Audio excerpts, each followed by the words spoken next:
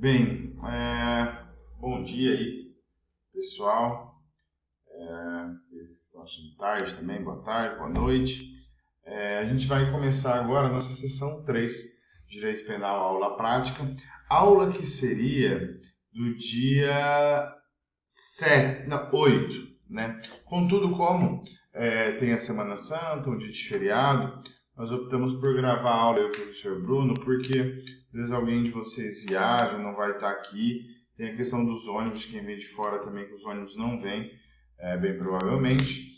Então, nós vamos passar por uma terceira peça que vocês irão fazer, tá? Ele conta na ação que, no exercício, né? Que o cliente foi preso em flagrante por ter aplicado os golpes dos PIX, etc. e tal. Entramos com relaxamento na seção 1, lembra? Fizeram a peça de relaxamento e tendo em vista o descumprimento por causa da urgência dos requisitos 312.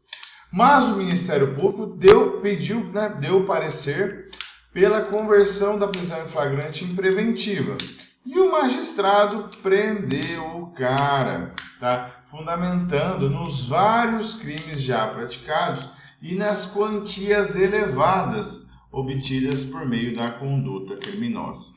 Colocando o quê? Que devido aos golpes, né, em dinheiro, por uma questão da garantia da lei pública, nós falamos dos requisitos do 312, lembra? Do CPP? Nós falamos lá do 312, de alguns requisitos que vão estar lá na prisão preventiva, tá? Falou em prisão preventiva, você tem que abrir lá o 312 para dar uma olhada, a gente tratou na última aula sobre isso, tá? Depois mandou para a denúncia para o Ministério Público, lembrando que, de novo, uma coisa é a prisão do cara, outra coisa é o processo, tá? Então, quando eu trato de relaxamento de prisão, de audiência de custódia, isso é uma coisa, tá? O processo ele vai correr numa outra linha, a parte do que aquela que é, né, de oferecimento de denúncia, oferecimento de defesa, etc. e tal, tá? Mediante 30 dias. O magistrado, antes de decidir sobre o processamento ou não do fato, deu vista para você, como advogado, ofertar as peças cabíveis. Numa das primeiras aulas, a gente fez um diagrama bem simples. Uma coisa são as peças prisionais, tá? Eu posso entrar com relaxamento de prisão? Posso. Eu posso entrar com um pedido de liberdade provisória antes da audiência de custódia? Posso. Deu audiência de custódia, o juiz não aceitou a justificativa de liberdade provisória, tá? Eu juntei lá que eu queria que o juiz desse a liberdade, o juiz não aceitou, fundamentou o 312. O que eu faço? Eu posso entrar com uma revogação de preventiva? Posso. Tá? Essa peça eles não pediram, mas eu posso entrar em revogação de preventiva, eu entro para o próprio juiz e falo, senhor juiz, você não quer voltar atrás, não? Volta atrás, cara.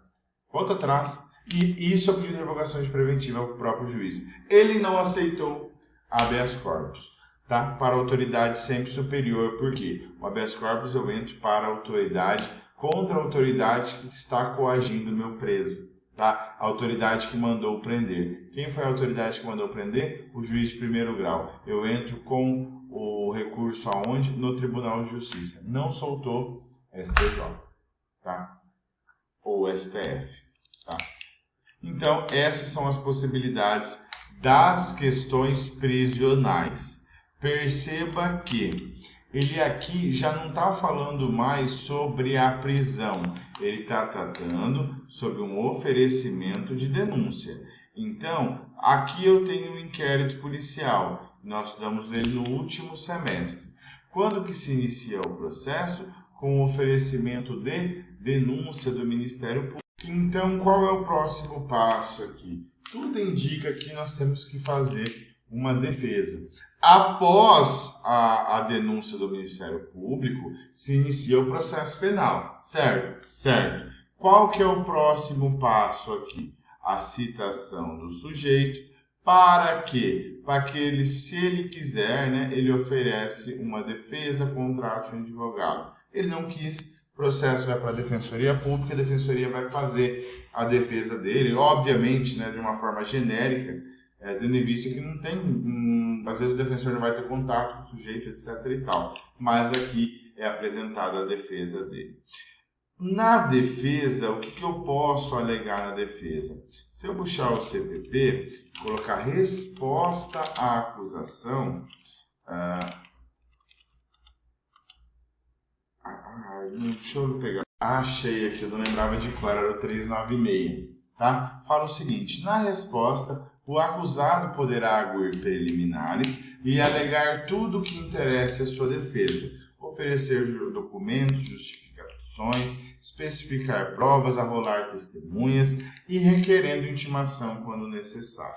Tá? Então, na defesa, o que ele pode alegar? Primeiro, regra básica, você coloca o rol de testemunhas. Interessante que na última prova da OAB caiu uma resposta à acusação. Tá? No final do vídeo coloco para vocês aqui. Mas caiu uma resposta à acusação. Então, na resposta à acusação, eu posso arguir preliminares. O que são as preliminares no processo penal? Eu posso alegar incompetência do juízo. Tá? Não é que o juiz é incompetente, quer dizer, ele é incompetente, ele é ruim. Não, é que ele não tem a competência para julgar aquela ação. Trata-se, por exemplo, de um outro foro. Tá? Então, nessa situação, às vezes, tá, a ação ela pode ser condicionada à representação e não houve a representação no processo. Tá? Então, se não houve representação no processo, eu posso arguir. Tá? Porque é um vício, a denúncia não poderia nem ter sido oferecida, tá? Sem a representação da vítima, tá? E alegar tudo que interessa à defesa, tudo que seja factual, oferecer documentos, justificações, produção de provas, tá? E por fim coloca lá o rol de testemunhas, tá? Eu vou puxar aqui a última prova da OAB, que vai ficar... foi o 36º, salvo engano, né? E o 37º é o que está tendo agora. Se nós pegarmos aqui o caderno padrão de resposta definitivo penal, ele conta, né, uma história. Após o recebimento da denúncia, ele foi, no caso aqui, Matheus foi citado, intimado para a adoção das medidas cabíveis. Tá? É importante você ter esse lapso na tua cabeça. Se foi oferecida a denúncia, você já está no processo. Primeira coisa que você vai pensar, defesa. É defesa. Se já tiver audiência de instrução e julgamento, significa que eu vou ouvir as testemunhas que eu apresentei lá no meu rol, aí eu passo a falar em alegações finais. Tem que ter na tua mente o seguinte: tem inquérito policial? Teve. Fala de prisão alguma coisa? Não. Teve oferecimento de denúncia. O juiz recebeu a denúncia e mandou citar. Tá? Aqui nós temos o recebimento da denúncia para o juiz. O juiz pega a denúncia, analisa, vê se está certo ou está errado e manda citar o sujeito. Manda o oficial de justiça ir lá citar o cara. Tá? No exercício, percebe que esse foi a última OAB que caiu em penal. Tá? Conta que houve o recebimento da denúncia, mas não fala, conta, né, a história do sujeito, mas não fala na audiência de instrução. Então, o gabarito qual que é?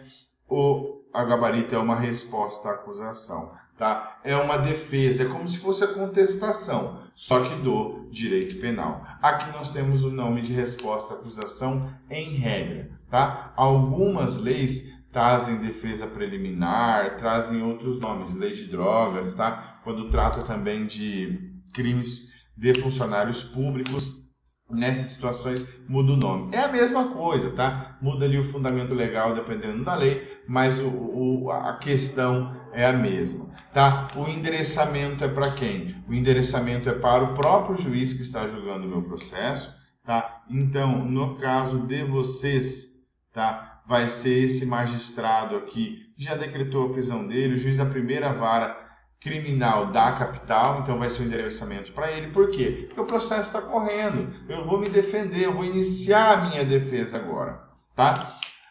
Passando um pouquinho mais ao conteúdo, Detalhe, eu não preciso em tese qualificar ele. Por quê? Porque ele já está qualificado na denúncia.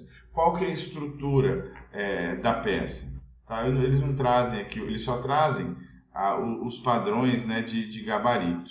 Tá? Mas simplesmente, se você botar uma resposta à acusação, modelo, dá para você ter uma noção de mais ou menos como é que é uma resposta à acusação. Tá? O endereçamento. Ih, meu Deus, agora vou ter que pegar outro site. Já foi aqui. O endereçamento, tá? É para o juiz que vai julgar o processo. Coloca o número dos autos aqui. Tá? Qualificação. Em tese, eu não preciso fazer a qualificação, mas para comprovar que eu sei fazer, para comprovar para o examinador que eu sou inteligente, que eu sei o que é uma qualificação, eu faço a qualificação. Vem perante Vossa Excelência pelo seu advogado apresentar a resposta à acusação, com fulcro lá no 396 e 396A. Dos fatos eu vou explicar o que está acontecendo, tá? Vou falar do direito, aí vai depender do fato em concreto, tá? Da ilicitude da prova, eu posso falar sobre incompetência do juízo, qualquer preliminar penal, processual penal, tá? Posso falar do mérito também, se o sujeito é ou não é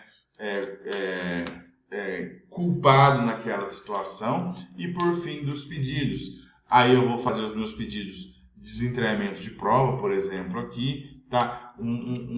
Reconsiderado o recebimento da denúncia, porque lá no 396, em algumas hipóteses, como por exemplo a legítima defesa nítida e clara, o juiz pode não receber a denúncia, tá? Então nessas situações eu vou pedir. Questão de prova, vai depender de processo a processo, tá? Mas uma coisa que com certeza vocês têm que colocar em toda a defesa chama-se rol de testemunhas. Não colocou, inclusive na OAB, você perde pontuação, tá? E aí, por fim, nesses termos, perde deferimento, local, advogado, OAB, tá? Essa é a estrutura da peça, bem tranquila. Voltando um pouquinho ao conteúdo, tá? A Constituição Federal ela traz, né? Inclusive existe até uma discussão sobre o artigo 55, fala os litigantes em processo judicial e administrativo são assegurados contraditórios de ampla defesa, etc. e tal. O Renato Brasileiro, um dos maiores doutrinadores de processo penal, também traz a respeito da peça defensiva, tá? Na prática, gente, às vezes, por questão de técnica, de um posicionamento defensivo, você pode optar por não apresentar todas as suas alegações da defesa preliminar. Por quê? Porque eu faço defesa preliminar, aguardo a audiência de instrução, ouço as minhas testemunhas. Ouvi as minhas testemunhas na audiência de instrução. O MP fala primeiro na alegação final. Eu falo por último. Então, falar por último é melhor, porque às vezes o MP pode esquecer, pode não ter pensado em alguma técnica defensiva que eu vou utilizar e pode não falar, por exemplo, sobre uma legítima defesa. E depois eu falo sozinho sobre legítima defesa. Na prática, às vezes você tenta fazer isso com uma manobra defensiva. Na teoria, nos exercícios, você tem que alegar tudo, tá? Não deixa para depois, porque senão vai ser descontado nota de vocês. Tá bom? Então, tenha esse lapso temporal na tua cabeça. Tem audiência de instrução e julgamento? Já teve? Já. Então não é defesa. Porque a defesa foi lá atrás, ofereceu denúncia, juiz recebeu denúncia, eu apresento a minha defesa. Tá? Em algumas leis específicas, por exemplo, quando os crimes contra funcionário público, tá? Nessas situações, o juiz, antes de receber a defesa, manda já citar o sujeito. Tá? Mas isso é exceção. A gente trabalhou, quando a gente trabalhou nas legislações em espécie, a exceção não é a regra. Tá?